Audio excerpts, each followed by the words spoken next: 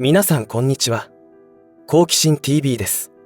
今回の動画は、私からすると信じられないような詐欺事件による被害者が急増しているということで、それらに関する情報をシェアしていこうと思います。自ら情報を得て、自ら考えることをしているご視聴の皆さんには無縁な話だと思われますが、今私たちが生活しているこの日本で何が起きているかの情報を持っているということは、身を守るためには絶対必要なことです。バカバカしく幼稚な犯罪手口に気をつけてくださいという内容ではなく、今後どんな犯罪が横行する可能性があるのかということや、ますます経済的に苦しくなっていく人たちが増えていく中で、人は困るとどんな行動をとるのかということの情報をシェアしていきたいと思います。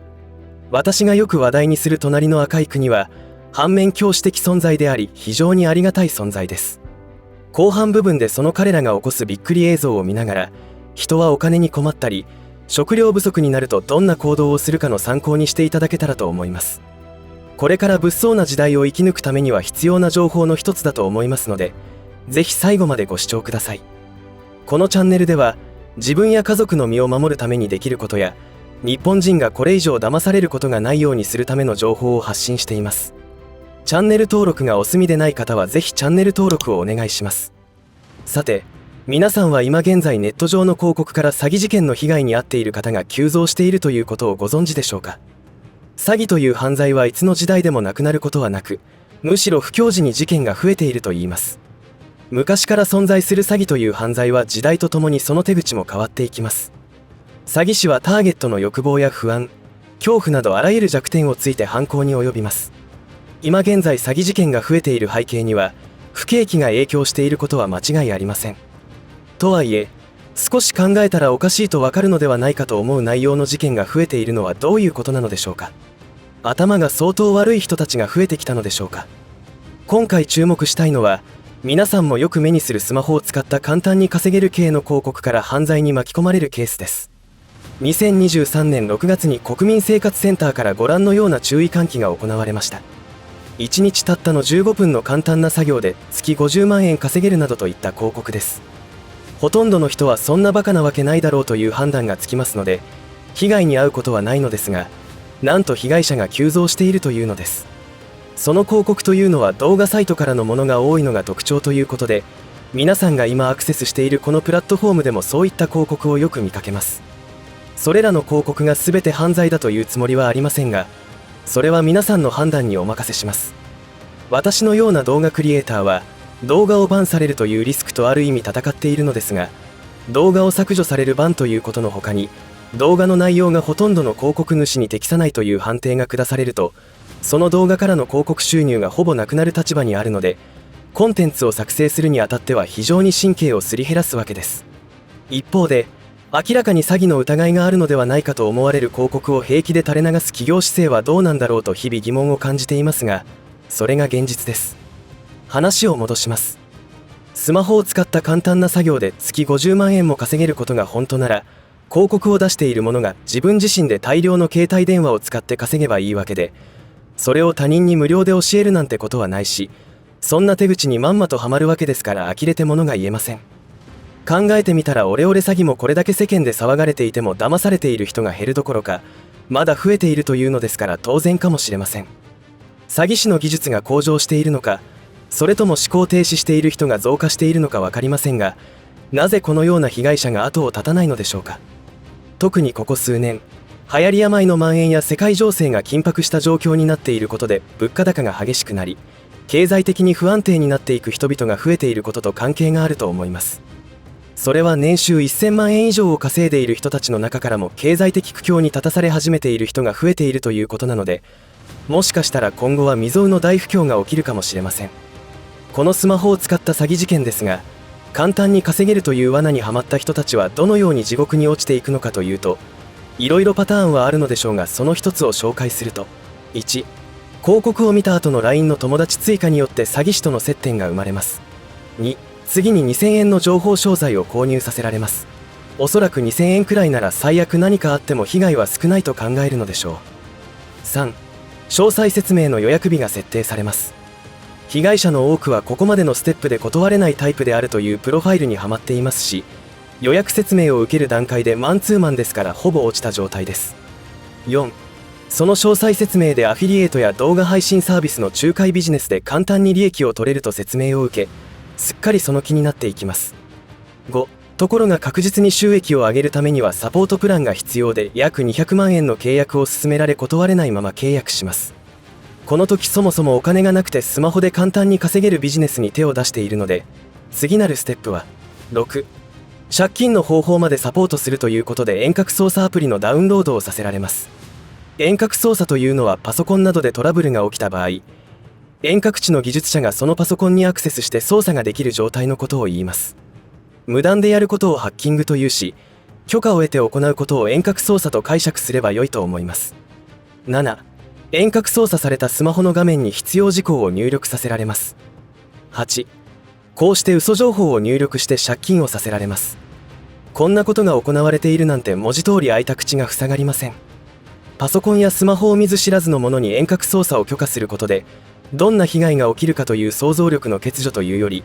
子供のまま大人になってしまったのではないかと思う状態に恐ろしさを感じます。当然ですが、スマホで簡単に稼げるなんて話は嘘なので、被害者はお金に困ることになります。困ったものはどうなるのか。自己破産するくらいの知恵があるならいいのですが、闇バイトなどでさらに手っ取り早く借金を返すために稼ごうとします。こういう頭の悪い人たちは詐欺集団からするといいかもなので、別チームがさらなる罠にはめていくことになるのだと予想されます。今全国で増え始めている闇バイトはこうしたカモが集まり出しているのかもしれません。まさにケツの穴の毛まで抜き取られる構図です。言葉は悪いですがぴったりの表現です。冒頭でも言ったように、こうした被害者が増えるということは、そのまま手っ取り早くお金になることをしないと借金返済ができないということになります。そういった者たちを実行犯に仕立て上げ、強盗などの凶悪犯罪を行うということです。幼稚な手口で騙されているものを笑うのではなく、気の毒に思いつつも、今度は私たちが強盗の被害に遭わないように日常生活に気を配らないといけません。本当に嫌な世界ですが、これからの世界情勢はますます混沌としますし、あらゆるセクターで大混乱が予想されます。私は仕事柄、労働災害を防ぐための自己事例というものから多くを学んできましたが、危険予知をするには過去の事例はもちろんのこと、そういう行動を起こさざるを得なかった心理なども考慮します。こういうのを行動心理学というのかどうかは知りませんが、想像力をフル稼働させて人の行動を予想する必要があるのは、労働災害でも犯罪でも共通した部分があると思います。最後に、今流れている映像は他人のトウモロコシ畑で盗みを働く飢えた人民です。ものすごい人数ですが、おそらく1000人くらいはいるのではないでしょうか。まるでアフリカから飛んでくる砂漠飛びバッタの集団のようです。隣の赤い国では経済が崩壊し、働く先もなくなりつつあります。そうなると経済的に追い込まれた大勢の人たちは、飢えをしのぐためにどんな行動をとるのかということがわかります。畑のオーナーは警察に通報しても車でパトロールするだけ。なんと警察の見解は、これは盗みではなくて拾っているのだと言います。このような状況は隣の赤い国だけではありません。アメリカの治安悪化について動画にしたことがありますが、堂々と犯罪を犯している者を逮捕しないという事態が起きています。両国に共通していることといえば司法の腐敗です。そしてそういった混乱を仕掛けている者たちが確実に存在しているということを知るべきではないでしょうか。残念ながら日本においても程度の差こそあれ、同様のことが起きているという情報もあります。未確認情報ではありますが、埼玉県川口市で起きている外国人によるご迷惑な行動に対して警察は逮捕しますが、すぐに無罪放免だとも言われています。それが本当なら由々しき問題です。これからは日本の安全神話はすっかり崩れ落ちているという認識が必要かもしれません。いかがだったでしょうか。安全な生活を送るためには、世の中で起きている些細な変化はどんな意味を持っているのかという視点や感じ取る感性が必要になってきています。間違いないのは、性善説で生きていたら被害者になるリスクが一気に急上昇するということです。くれぐれも幼いお子さんをお持ちの親御さんは、子供の誘拐も増えていると聞きますので、油断せずに生活してください。スーパーに行くと子供だけが走り回っているのを見かけますが、元気いっぱいの子供をおとなしくさせることほど困難なことはありませんが、誘拐を目的としている犯罪者はそうした親御さんの弱みにつけ込みます。不幸というのはある瞬間に訪れますので、ご注意いただきたいと思います。あと気になるのは Facebook などで、どこそこに旅行に行ったとか高級車を買ったとか、ブランド物の新作を買ったなど、他人が見たら自慢にしか見えない情報を発信するのも控えた方がいいと思います。最近の強盗はセコムなどとセキュリティ契約している家を狙うそうです。明らかにお金があるとわかるからだそうです。だから他人からの妬みには注意が必要なのです。本当に物騒な世の中になってきました。ぜひ自分や家族が被害に遭わないようにするための心がけをしてください。重ねて言いますが、不安や恐怖を過剰に抱える必要はありません。ろくでもない輩たちというのは人の不安や恐怖につけ入ってくるからです。なので生存本能を呼び覚ましましょう。細心の注意を払いながら大胆に遊ぶ、楽しむという感じが良いと思います。この動画がご視聴の皆さんの危機意識向上にお役立てできたらと思います。最後までご視聴ありがとうございました。以上で今回の話は終わりとしますが、皆さんの応援が次の動画作成の力になりますので、いいねボタン、チャンネル登録、通知設定をオンにしていただけると嬉しいです。また、コメント欄へのご意見、ご感想の書き込みもいただけたら励みになります。最後までご視聴ありがとうございました。好奇心 TV でした。